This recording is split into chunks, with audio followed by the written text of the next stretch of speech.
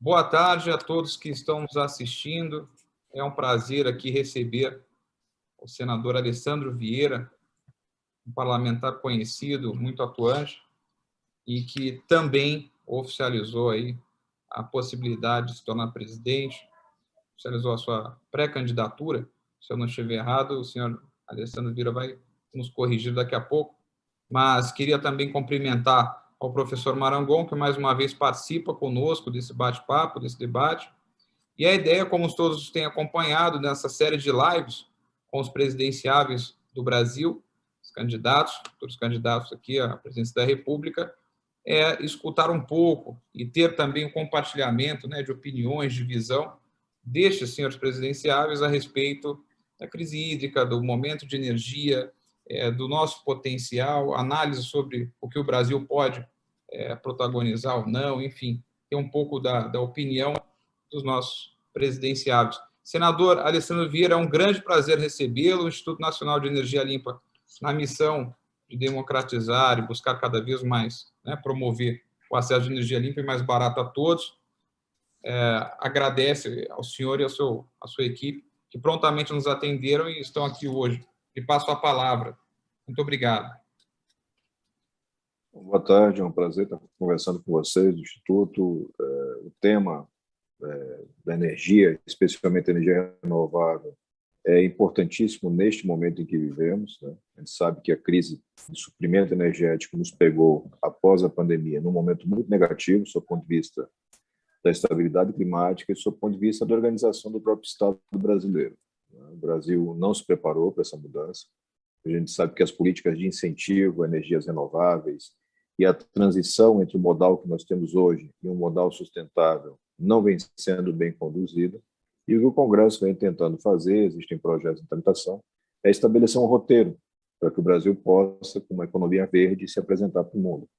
Não é um desafio simples, é um desafio que teremos em 21 e 22, certamente muito grave, com custos diretamente para a cadeia produtiva e para o consumidor final, mas que tem que ser enfrentado, e acredito que se enfrenta justamente através de debate amplo, ouvindo a academia, ouvindo setores interessados, para que a população compreenda o tamanho do desafio e possa, aí sim, apresentar e implementar soluções efetivas. É um prazer conversar com vocês.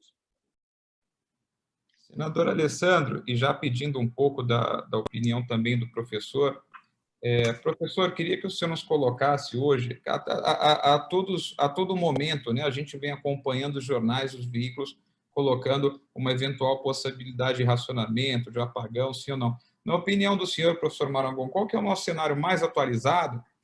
E depois, queria que, após o senhor projetando, colocando a sua opinião, em cima de todo o conhecimento que eu tenho, pedir também, por gentileza, ao senador Alessandro que fizesse as considerações em cima desse cenário atualizado que o professor Marangon vai colocar, de resposta, né, do Congresso, né, de resposta do Estado em cima desse cenário. Qual que seria o cenário hoje, professor Marangon, mais atualizado sobre a possibilidade de racionamento, apagão, crise? O que o senhor apontaria?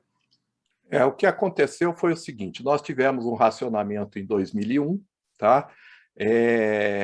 Hoje nós estamos beirando aí um outro racionamento, tá?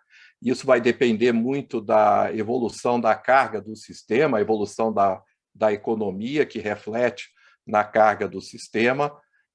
Bem ou mal, a gente tem aí hoje mais térmicas, temos mais alternativas, né, de geração, e a própria geração distribuída, seria interessante um incentivo a ela, né, para poder minimizar esse efeito das nossas hidrelétricas, né, que perderam aí, estão perdendo, né, o seu potencial por conta aí das mudanças climáticas. Essas mudanças climáticas que foram, bem ou mal, já anunciadas desde a década de 2000 pelo IPCC, e que aqui no Brasil a gente também trabalhou isso no início aí, em 2012, 2013, com trabalhos efetivos, dizendo aí para o Ministério, olha, o planejamento precisa olhar essa redução de afluência, né? Redução de precipitação, de chuva, e que nada foi aventado e nem cenarizado pela equipe de planejamento do setor. Então, todo o nosso planejamento vinha com dados históricos que foram alertados de que iriam mudar. Então, nós estamos desde 2013, aí, 2012, com uma diminuição dos nossos reservatórios por conta de uma diminuição aí de afluência. E aí agora a gente está numa situação complicada, que a gente tem que tomar as decisões sobre o futuro. E o futuro, diz esses próprios modelos, recentemente, no mês passado, saíram todas as previsões aí do IPCC, dizendo, olha, a temperatura do globo está aumentando e o reflexo disso é o ser humano que está conduzindo isso, então a gente tem que tomar medidas rápidas para diminuir a emissão de CO2. Infelizmente, até a nível mundial, nós vamos ter uma reunião agora sobre esse assunto, né, a nível mundial, para tentar até revigorar a questão aí do mercado de carbono, e que o Brasil, e aí sim, o Brasil tem um potencial muito grande e pode ser bastante favorecido nessa questão. E, é claro, aí vem o papel do governo, do executivo nessa questão. Tá? Então, o panorama não é bom de curto prazo, porém, se medidas forem adotadas, a gente consegue ter uma previsão, ter uma possibilidade aí bastante interessante para o Brasil. Ok? É isso. Senador Alessandro, queria lhe perguntar, já lhe passando a palavra, nós estamos vivendo hoje o acompanhamento de um projeto de lei, que é o 5829-19, da relatoria do deputado federal Lafayette de Andrada, né, do Republicanos. Veio da Câmara com uma votação expressiva, 476 votos, se eu não estou enganado, né, a favor, 3 contra apenas. Esse projeto de geração, né, de energia de modo centralizado, o famoso PL2GD, que é uma abreviação técnica do nosso setor, ele chegou, então, ao Senado, parece que foi, então, colocado, né, a relatoria ao senador senhor Marcos Rogério. Estivemos com ele em reunião também, e, diante de toda a perspectiva, diante de tudo o que está acontecendo, eu imagino que esse projeto não só traga segurança jurídica ao setor, né, porque a gente vivia sem esse aspecto, né, antes desse PL, mas como também o cenário total exige um conjunto de respostas. Houve, ontem, se eu não estou enganado, professor Marangon e senhor senador Alessandro Vieira, uma informação de que um dos senadores ia pedir a passagem disso em comissões. Se eu não estou enganado, é o senador Jacques Wagner, inclusive. Agora, lhe pergunto, senador Alessandro Vieira, dentro do seu conhecimento amplo e larga experiência política e vivência na casa, no Senado, entendendo que é um projeto de um texto que vem muito discutido, muito estressado, né? Enfim, de alguma forma houveram até flexibilizações de oposição ao setor, situação ao setor, acompanhamento do governo. O cenário que a gente vive hoje é um cenário turbulento, né? A gente tem uma série de notícias não tão boas, precisamos de notícias boas, inclusive. O senhor acredita que essa passagem na comissão, acompanhando o resultado de votação da Câmara e chegando agora na Casa, no Senado, seja adequado ou não? Ou se configura um quadro de que é um texto maduro e de que, de repente, poderíamos, até como eu tive a impressão, conversando com o senador Marco Rogério, de que ele poderia ser direto, levado à votação. Qual que é o sentimento do senhor quando esse assunto chega na Casa, né, no Senado, que é uma casa revisora, tem autonomia, soberania, enfim, né, toda a qualidade de apreciação disso, devem ter emendas, eventualmente. Qual que é a primeira impressão que o senhor tem e que nos orientaria a respeito disso, né, o sentimento? O Senado está retomando a regra ordinária, ou seja, os projetos tramitam pelas comissões. Um projeto como esse, que tem seus impactos do ponto de vista do planejamento fiscal, do ponto de vista da geração de energia, em regra, vai passar por 2 comissões, no mínimo, né? Pela Comissão de Meio Ambiente e pela Comissão de Constituição e Justiça. Essa é a regra ordinária. Extraordinariamente, você pode ter o projeto já tramitando diretamente em plenário, que teria acontecido naturalmente alguns meses atrás. Mas hoje em dia não. Hoje em dia a gente já está com a rotina praticamente retomada, todos os senadores vacinados, os servidores da casa também.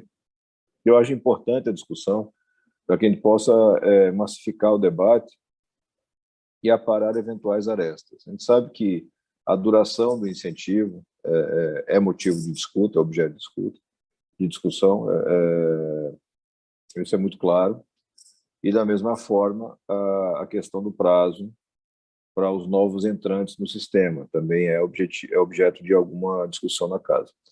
De toda forma, se o senador Marcos Rogério tiver o empenho necessário, é possível fazer com que tramite nas comissões e vá a plenário com brevidade. A casa tem um sentimento de urgência sobre o tema, mas não creio que vai ser suficiente para suprimir a passagem pelas comissões. É possível, já fizemos isso várias vezes, um acordo de lideranças onde você tramite e na mesma semana leve para plenário. Seria, para mim, a solução mais adequada. Sim.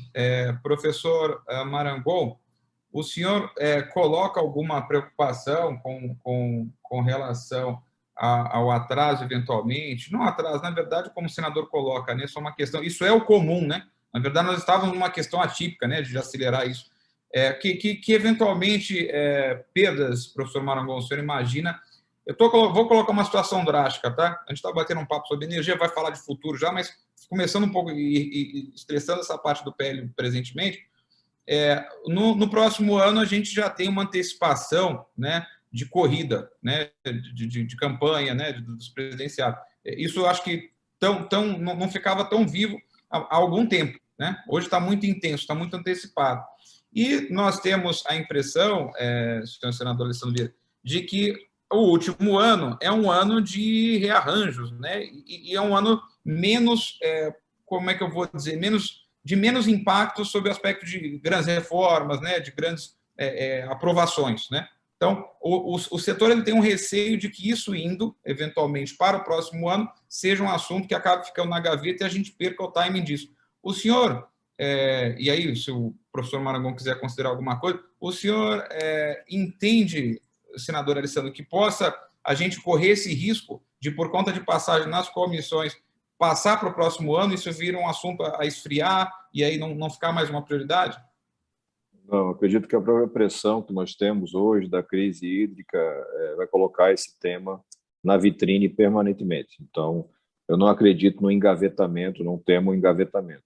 Apenas o trâmite ordinário e que passa muito pela vontade do relator de fazer andar e construir os acordos políticos necessários. Eu tenho certeza que a casa vai receber muito bem, mas ela precisa da tramitação. Perfeito. Vamos colocar... O que eu queria comentar é que, nesse curto espaço de tempo aí que nós temos, quer dizer, todos os empreendimentos na área de energia elétrica, eles demandam tempo, né, para tomada de decisão e implementação. Então, e como a previsão hoje da turma de clima, né, de efeito climático aí, para o ano que vem continua, inclusive esse verão, não terá tanta chuva ou uma chuva similar ao que a gente teve no verão passado. Então, o problema energético vai passar para o ano que vem. Ou seja, a gente está até postergando algumas decisões aí, decisões de diminuição de consumo, mas que, porventura, pode ficar crítico para o ano que vem. E a geração distribuída, né, que é o tema aí da PL, né, é importante porque ela facilita, né, ela é rápida de ser implementada, né, e basicamente são investimentos da própria população que faz a sua geração no telhado, mas, de qualquer forma, isso cria um problema quando a coisa não é assinada ou não tem um embasamento aí jurídico do processo, que o pessoal fica com medo de ter algum efeito contrário lá na frente. Então, acho que por conta da crise e por conta da situação atual aí dos investimentos e do retardo natural que a gente tem para os grandes empreendimentos que aumentariam a oferta de energia, essa lei seria interessante nesse aspecto, até para ajudar na resolução da crise aí que a gente está passando energética. Porque o Brasil tem muito potencial, tá? Tem sol à vontade, tem vento na região Nordeste, então a questão agora é como catalisar esse processo de novos empreendimentos aí para a gente passar essa crise hídrica que a gente está vivendo. Ok? Senador Alessandro Vieira, fazer uma outra pergunta que já estão enviando aqui. Vamos imaginar o seguinte cenário, né? O ano 2022, o senhor é eleito, então, próximo presidente, né, do Brasil. Essa é a pergunta que nós fizemos nas demais lives e faremos nas próximas. Qual o sentimento, qual que são, na verdade, as impressões, ou talvez as primeiras mudanças, se hoje a gente olhar a pasta, tá, de Minas e Energia e olhar o assunto energias limpas, renováveis, inclusive o nosso campo de relações internacionais, o que envolve esse assunto, quais que são, na verdade, as primeiras medidas? Eu sei que ainda tem o tempo de desenvolver e registrar o plano de governo, tem tudo isso que deve estar em construção, naturalmente, mas falando aqui para o setor, né, se nós perguntamos, o senador Alessandro Vieira se tornou o próximo presidente da República, qual que seriam, na verdade, as primeiras mudanças, alterações, ou talvez primeiras ajustes ou respostas em cima do assunto energia limpa e renovável? O que o senhor tem de sentimento nessa linha? Bom, o primeiro ponto é compreender em que situação está o Brasil. O Brasil não está mal quando você faz o comparativo global no ponto da diversificação da matriz energética. O Brasil tem já uma matriz energética de base sustentável, majoritariamente hidrelétricas, com um bom complemento de solar e eólica, mas tem muita margem para crescimento. E aí você tem uma série de etapas que passam por uma infraestrutura melhorada, tem que melhorar, qualificar a transmissão, o uso do gás como ponte de passagem para um volume maior de energia renovável no nosso modal. Me parece uma solução importante quando você considera a capacidade de produção, de geração do próprio sistema que nós já temos, talvez algumas térmicas flexíveis a mais que possam incorporar esse sistema. A gente não tem essa percepção concreta da velocidade de avanço das tecnologias de armazenamento de energia, mas que vem no futuro próximo como um caminho para todos nós.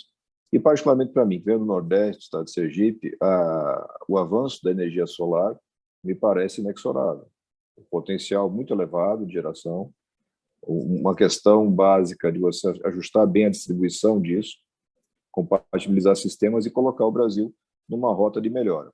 E para não deixar de tratar disso, uma vez que a nossa base de hidrelétricas supera a casa dos 60% do total de energia gerada, a recuperação de toda a malha hidrográfica brasileira me parece essencial. No projeto que votamos referente à Eletrobras, isso foi registrado, enfim, a priori nós temos condições financeiras, fundos previstos, para que se faça uma grande recuperação das principais bacias. Está na raiz da questão, eu preciso ter fonte de energia que seja realmente renovável. A gente, ao longo dos anos, ao longo das décadas, foi matando os afluentes de rios, matando a geração efetiva de água para os nossos depósitos, enfim, e tudo isso prejudica o sistema como um todo. Como o professor muito bem registrou, nós temos esse problema hoje, uma mudança climática muito rápida, acelerada nos últimos anos, um indicativo forte de que o desmatamento que nós temos na Amazônia se conecta à redução de chuvas no Sudeste e Centro-Oeste, cientificamente sustentável essa tese. Então, nós precisamos fazer uma ação também de manutenção do meio ambiente. Nós queremos garantir uma geração de energia limpa que possa sustentar o crescimento econômico que o Brasil precisa. Professor, eu vou fazer uma pergunta para o senador Alessandro, mas queria que o senhor complementasse, se eventualmente eu falar alguma coisa que não esteja em linha. A impressão que a gente tem, e tem escutado lá fora, internacionalmente, sobre essa corrida de emissão zero até 2050, né? Existe esse compromisso horizontal, global. Cada país vai precisar participar disso. Que nunca antes a gente precisou tanto que o mundo acadêmico, o mundo de investidores, a sociedade, o Estado, o privado, né, enfim, estivessem juntos, né, e alinhados para essas soluções, né, que uns chamam de transição, outros já falam em ruptura, porque dado o atraso que a gente tem, a pressão que a gente tem para emitir zero, né, até 2050.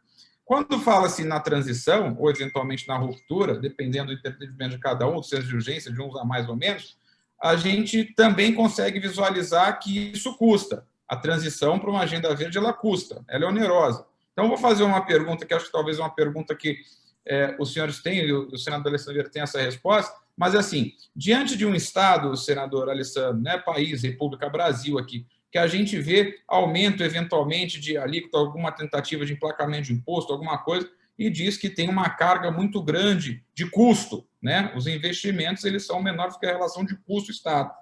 Se a gente precisar desenvolver políticas públicas, a gente fica refém de alguma coisa excessivamente muito criativa ou institucional, ou existe espaço em orçamento e não pode, na análise do senhor, pode ser feito, sim, dependendo, obviamente, estudando qual o tempo e o impacto, né, e o retorno desses incentivos, mas podem sim e cabem políticas públicas de incentivo onde a gente consiga usar até parte do orçamento para isso. Ou não cabe. Hoje chegou num limite que não se pode mais falar um subsídio, incentivo de qualquer maneira, em qualquer apoiamento no orçamento público. Ou seja, para a energia limpa e renovável não tem esse espaço. O senhor tem essa impressão? Como é que o senhor vê isso? Existiria espaço para isso? Sem dúvida, existe espaço, mais do que espaço, existe a necessidade. O problema do Brasil, na parte econômica, começa pela má distribuição no orçamento.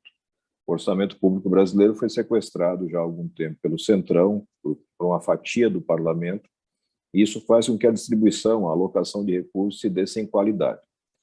Então, eu preciso sim garantir espaço, eu tenho condições de garantir esse espaço orçamentário para incentivos à produção de energia renovável, mas eu preciso também ter um mecanismo constante de aferição de resultados. Eu preciso compreender exatamente se esses incentivos estão efetivamente gerando o resultado que era desejado. Eu não posso mais ter, como tem historicamente no Brasil, programas de incentivo que simplesmente não são avaliados e que não necessariamente geram efeitos. No caso específico, a gente tem uma expectativa muito positiva, já agora na proposta de reforma tributária, que a gente consiga desonerar fortemente o investimento do Brasil. A gente precisa trabalhar de uma forma mais racional e mais parecida com os países da OCDE, onde você desonera investimento para onerar patrimônio e renda. Você consegue fazer com que a economia gire de forma mais efetiva, você consegue garantir investimentos mais volumosos naquilo que o Brasil precisa, particularmente infraestrutura, e você faz com que a nossa cadeia econômica se modernize. Então, existe, objetivamente, sim, existe espaço e existe necessidade da manutenção de incentivos, talvez, se não por 25 anos, como se propõe no projeto que está tramitando, a 5829, mas por um período que seja suficiente para dar uma estabilidade para toda essa cadeia produtiva que está vinculada à produção de energia, produção e distribuição de energia renovável no Brasil. Queria aproveitar para perguntar, depois vou deixar com o professor Marangoni também as considerações. Existem dois campos de opinião com relação a ajudas internacionais, né? Alguns que dizem que a gente fica refém e que a gente tem que manter a soberania, e outros dizem que a gente desperdiça, na verdade, apoios, né? Ou cooperações, inclusive, de caráter econômico, né? Quando a gente fala em outros países. Sobre a questão climática, sobre a questão de Amazônia, o senhor tem uma opinião, ou já se debruçou um pouco sobre esse assunto? Que a gente está falando de plano de governo, a gente sabe que está tudo em construção, então às vezes pode ser prematuro, mas é uma dúvida do setor. Quando a gente fala internacionalmente em acenos ou proposta de ajuda econômica, de cooperação, vindo dinheiro de fora para cá, o senhor acha, na sua opinião, né, como candidato à presidência, que nós estamos não aproveitando, estamos aproveitando razoavelmente, ou estamos aproveitando totalmente os acenos internacionais? E fosse o senhor já presidente, como é que a gente imagina o Brasil se relacionando com outros países que queiram sinalizar e colocar recurso econômico, mas dentro de uma cooperativa, dentro de alguns entregáveis, né, dentro de alguns ajustes? Como é que é a experiência do senhor nesse sentido? Seu sentimento a respeito? A gente tem toda a intenção de manter um relacionamento e ampliar um relacionamento com a comunidade internacional. Não existem razões para você abrir mão desse tipo de colaboração, que deve ser feita com muita transparência e com a garantia da soberania do Brasil.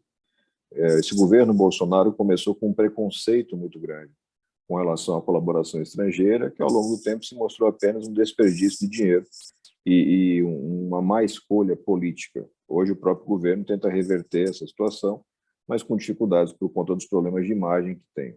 Eu entendo que sim, o Brasil, pelo seu patrimônio natural, pelo seu tamanho, pela sua representatividade e pelo estágio de desenvolvimento em que nos encontramos, guarda uma possibilidade, sim, de receber apoio e incentivo da comunidade internacional para a manutenção do meio ambiente, para a geração de energia renovável e para que a gente não precise, por exemplo, estar discutindo perfuração de poços de petróleo em pleno arquipélago de Fernando de Noronha.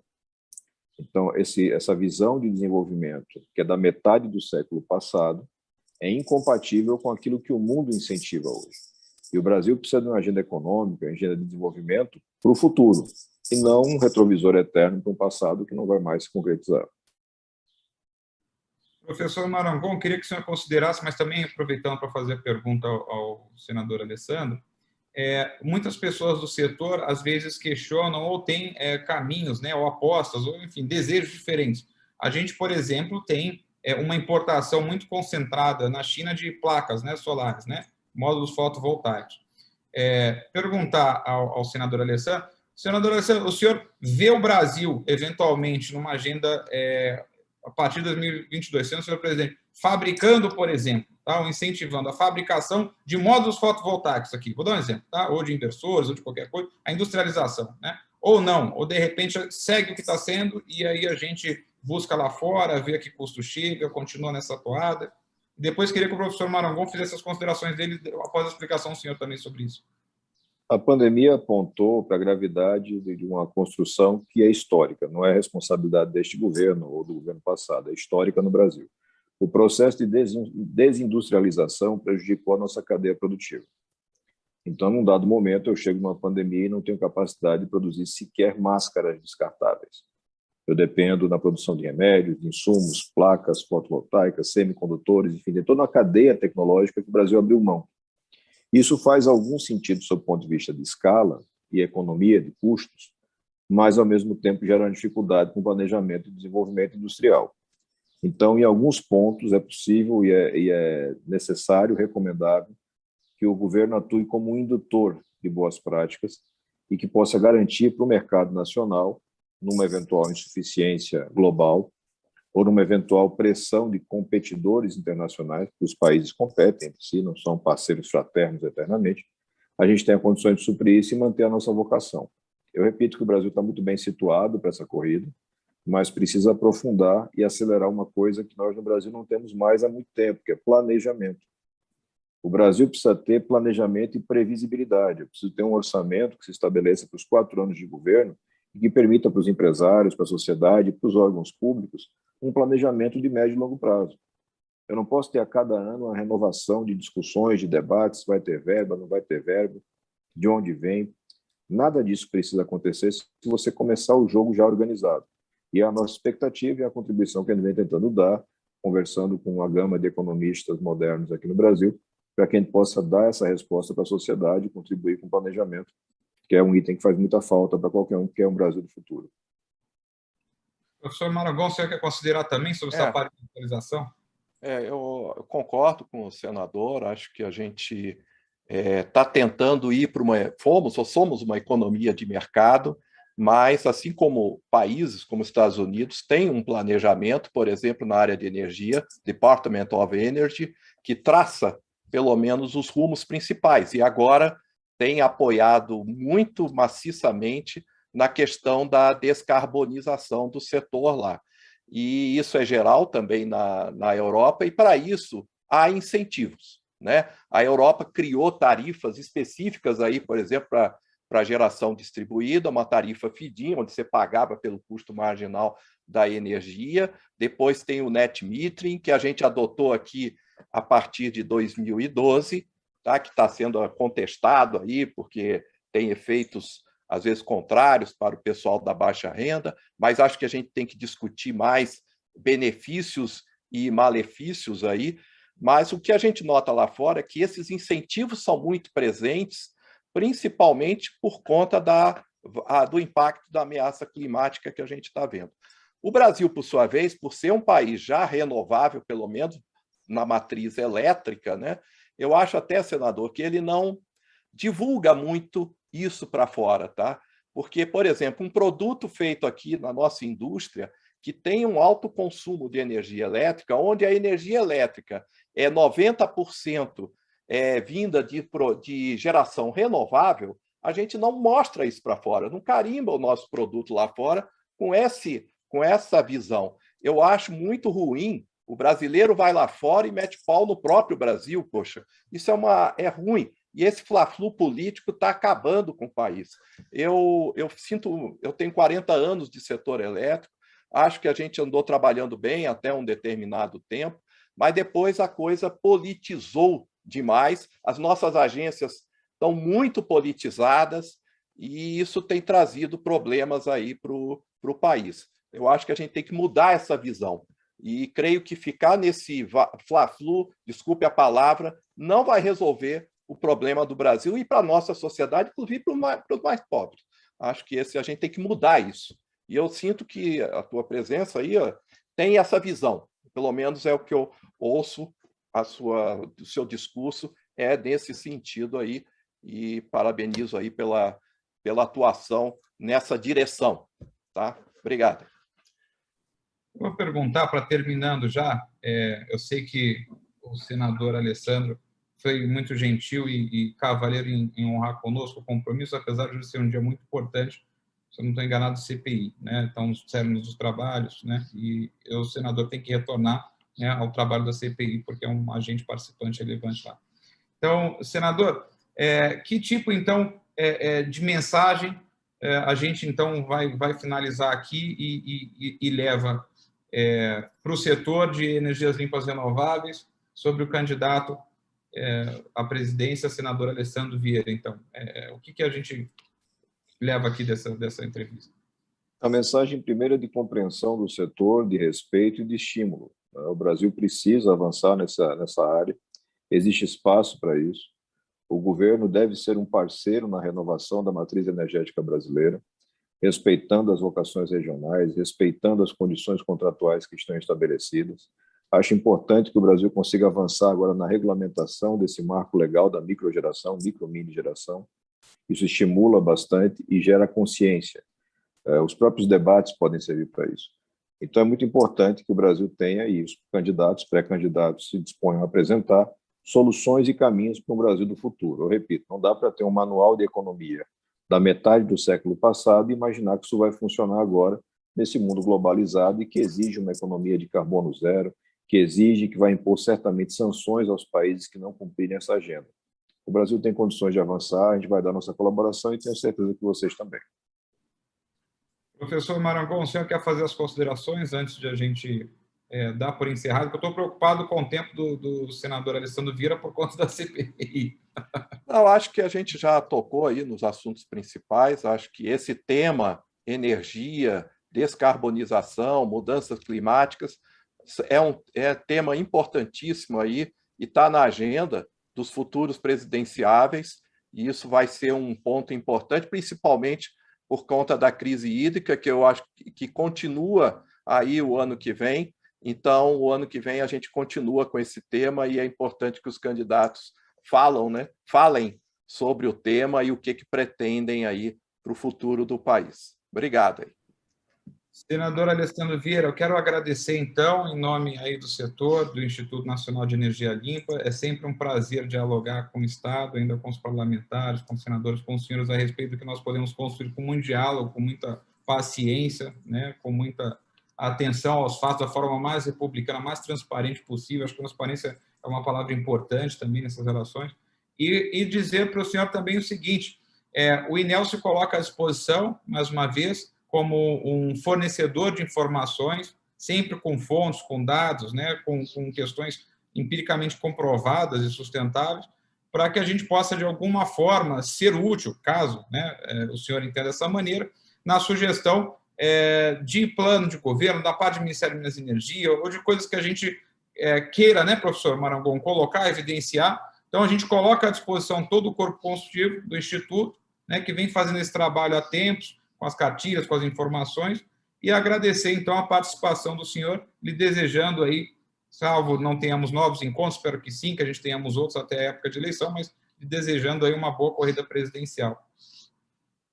Agradeço pelo espaço, as portas estão abertas, saúde aí para todos e uma boa semana. Grande abraço, até mais, professor, até mais. Obrigado aí.